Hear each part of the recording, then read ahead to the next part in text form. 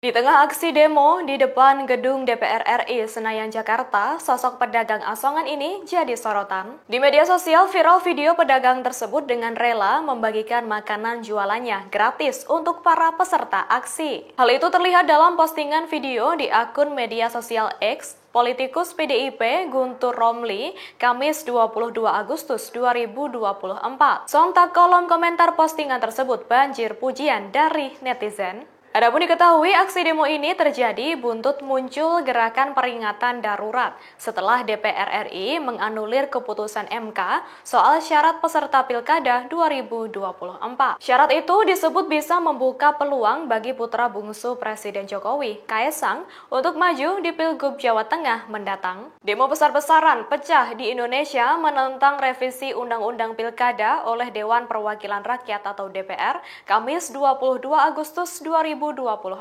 Selain mahasiswa, para selebriti Indonesia juga ikut aksi demo di gedung DPR Senayan itu. Inilah deretan selebritis tersebut dirangkum to the point. Ada komika bintang Emon, Ari Kriting, Abdur Arsyad, Yuda Keling, Yono Bakri, Rigen, komedian Abdel Ahrian, YouTuber Andovi Da Lopez, kemudian ada juga aktor Reza Rahadian. Masa dari elemen buruh dan mahasiswa yang melihat mereka langsung menyambut dengan tepuk tangan yang meriah. Pengurus Besar Nahdlatul Ulama atau PBNU bertemu Presiden Joko Widodo di Istana Kepresidenan Jakarta Kamis 22 Agustus 2024. Mereka membahas soal konsesi tambang dan investasi di Ibu Kota Nusantara atau IKN di saat rakyat demo di depan gedung DPR RI. Ketum PBNU Yahya Khalil Stakuf atau Gus Yahya mengungkapkan PBNU menerima konsesi tambang 26.000 hektar di Kalimantan Timur. Lahan tambang tersebut merupakan bekas Kaltim Prima Coal atau KPC, anak usaha Grup Bakri. Adapun dilaporkan selain menemui Gus Yahya, Presiden Jokowi juga mengundang PJ Gubernur Jateng, Nana Sujana, ke istana. Jokowi bertemu dengan Nana Sujana untuk membahas persoalan pribadi. Media asing ramai-ramai menyoroti aksi demo besar-besaran yang pecah di Indonesia. Diketahui demo peringatan darurat Indonesia dilakukan buruh, mahasiswa, dan masyarakat sipil di depan gedung DPR RI Kamis 22 Agustus 2024. Yang mana membahas penolakan atas langkah DPR menganulir putusan MK terkait aturan pilkada disebut menguntungkan Presiden Jokowi. Berbagai media asing tersebut diantaranya adalah Reuters, The Straits Times, Naver Korea, dan The Sun. Kantor berita Reuters menggambarkan permasalahan di RI saat ini sebagai perebutan kekuasaan. Sementara media Straits Times menyebutkan bahwa netizen di Indonesia menyerukan peringatan darurat ini atas langkah DPR bergegas meloloskan RUU Pilkada yang akan melemahkan putusan MK. Disebutkan DPR di Indonesia ingin mengubah UU yang memungkinkan putra bungsu Jokowi, Kaesang Pangarep yang berusia 29 tahun, bisa mencalonkan diri sebagai wakil gubernur. Pada Kamis 22 Agustus 2024 sore, terpantau reporter media asing